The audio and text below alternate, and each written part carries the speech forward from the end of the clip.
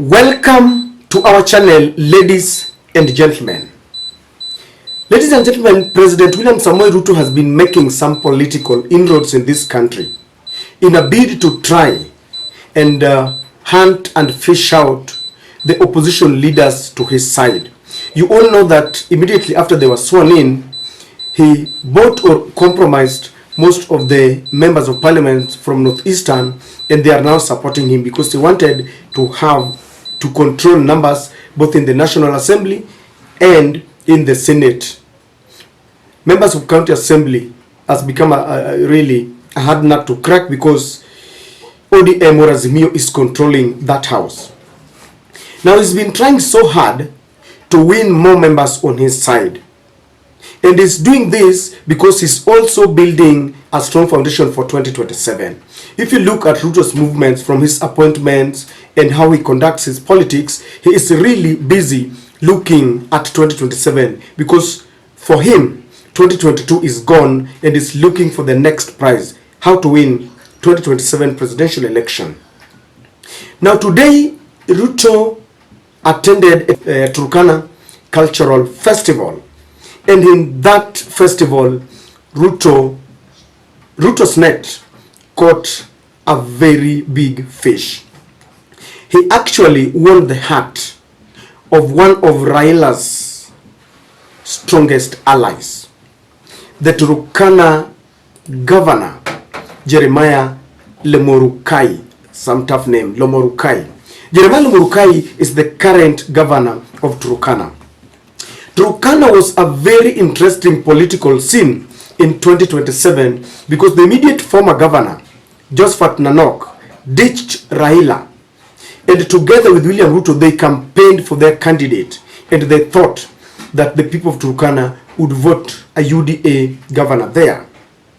To their shock and surprise, Turkana delivered by a landslide to Raila Odinga, because Jeremiah Lemorukai got 95,620 votes against the closest challenger, who came distant second by 46,510 votes. Almost half. He almost doubled the UDA candidate. Now it tells you that those people really loved ODM, and that is why they supported ODM. But then just 1 year down the line, the Turkana governor is following the footsteps of his predecessor, and today he declared his support for William Ruto and promised him that he's going to deliver for him all the votes in Turkana come 2027. Just take a look. Na nikimalizia mimi kama gavana wa Turkana County, kuna watu wamekuwa wakitaka kusikia sauti yangu kama gavana. Mnataka kusikia sauti yangu? Vile nitasema juu ya uhusiano yangu na rais wa taifa la Kenya. Wangapi wanasema leo tupate kusema kitu?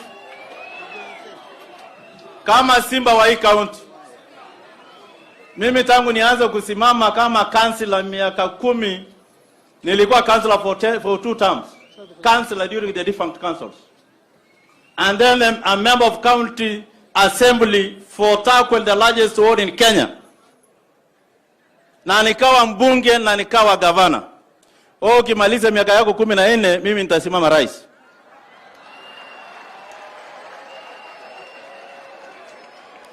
Hiyo ni sawa ama sio sawa?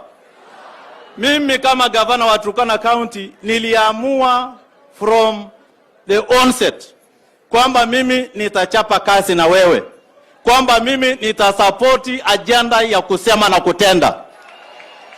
Na mimi napigiwa kura na watu wa Turkana, sio mahali pengine. Kwa hivyo vitisho vidogo vidogo kwa viongozi, eti gavana wa Turkana sijia kwa aje anafanya na rais. Nani aliwaambia kufanya kazi na rais wa nchi ya Kenya ni crime? Nani alisema ni uhalifu? Hata ukipeleka koti fulani ya Kenya, mimi nitachapa kazi na wewe leo, kesho na siku zingine zote ambazo zinakuja. Na mimi vile mheshimiwa na kuleo na waheshimiwa hapa vile walikuambia, mimi ndio nitakuletea kura ya Turkana County. Hiyo hakuna bargain, hakuna story, hakuna kuegaega na kuregarega. I will deliver for you the 6 sub-counties. Kama kuna ile itapoteza pengine 80%. Kwa hivyo wewe na Waturkana ni sasa hivi ni kama chanda na pete. Ni kama chanda na pete. Na sisi wale viongozi wanapiga miguu namna hii, lakini pia wanataka ati kutuportray kwamba sisi wengine hatuko na wewe. Hiyo watu angalia kwa ile macho yako ya kawaida. It is very interesting, and many people are asking what exactly is happening, because this is a governor that delivered on an ODM ticket and people voted for him maybe because of the party or because of his policies. Why exactly has he made this U-turn? And for us to understand perhaps exactly what is happening, I want us to listen to the Kajiado member of parliament, who also just, I think a month or two ago, ditched ODM, and he cited reasons why he was tired of ODM. Ikipatia wabunge mabarua kwa sababu ya association na serikali. Na ningependa kwanza kusema hiyo si demokrasia. Our constitution is very clear that there is freedom of association. Siasa ya 2022 tulimaliza. Tunapanga ya mbele.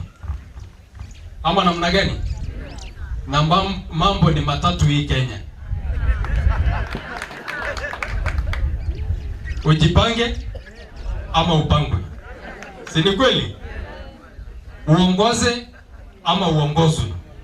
Si ni kweli? Uamue ama uamuliwe. Mambo ni mangapi? Na sisi hatutaki kupangwa, tunajipanga. Hatutaki kuongozwa, tunajiongoza. Hatutaki kuamuliwa, tunajiamulia. Sawa sawa? Mimi ni mbunge ambayo nimechaguliwa mara ya 3 sasa kwa chama cha ODM. Hiyo wakati yote hakuna kitu mimi kwanza nimepata kwa chama cha ODM in leadership in parliament. Jana si kuwa na uwezo ya kuongoza hata komiti moja parliament. Sina uwezo. So sahi tunaangalia ni watu gani wanataka urafiki wetu na ni watu gani wanataka tuandamane na wao. Na hii tunasema peupe mchana. Barua ikiandikwa lete. Ukitaka turudi kwa wananchi tunarudi. Hakuna kura ambayo imebebwa kwa kikapu. Kura iko kwa wananchi na tutaenda kutafuta kwa wananchi.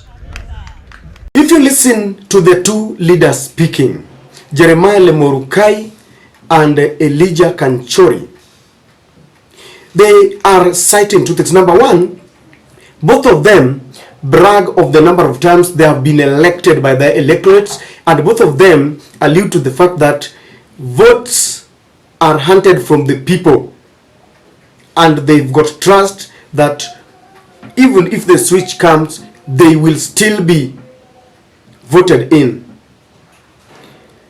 Lemurukai says he has been elected. He was a member of, before the member of county assembly, I think the councillor. He became a councillor for 2 terms, that is 2 years. Then he became a member of a county assembly, then a member of parliament, then a governor. Really shows you that he's got faith in his people. And he believes that even if he ditches ODM, he will still be voted. The same thing to Elijah Kanchori. Ladies and gentlemen, William Ruto has been making this charm offensive, and it seems they buy into his story. He is dishing out projects and sometimes buying them, and this is why his net has really caught these two. he has perpetuated this kind of narrative that kuja tupange, kuja State House tupange. And of late you've seen him saying that he's dishing out projects equally against the chagrin of some of the members of the government. And Raila must move very fast to put his house in order. Because if this is a trend to go by, I can assure you that William Ruto's charm offensive will bear more fruits. And these people also know that there is uncertainty that Raila might not even contest in 2027. And so they are saying if Raila is not contesting, they owe no one any allegiance. And so they better go with William Ruto, whom they know very well will still be on the ballot and might win. And so they want to align themselves with someone they know very well will be there on the ballot, because as long as Raila is not on the ballot, they believe his influence will be no more. They also understand that there is allegations that Raila is closely working with William Ruto. And that is what most people interpreted when Ruto went to Nyanza, and all the governors were there with him, from Homa Bay to Kisumu to Siaya and Migori. And so I think this governor also feels that if Raila allowed the Luo governors to attend Ruto's development tours, then he can also just work with Ruto. And that is what is happening.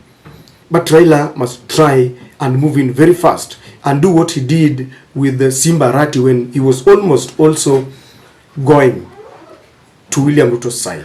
Turkana is very special because Turkana is a den of oil. Whether that oil is really economically viable to Kenya is something that I don't know. I've not studied much into it. But the fact that there is oil makes it very important to William Ruto. Just like sugar industry became very attractive for William Ruto, and that is why he wanted the gubernatorial seat in Kakamega. And because of port, William Ruto has got interest in Mombasa. And that tells you that those are places that are very attractive. And that is why he does not want to let go again of this Turkana thing.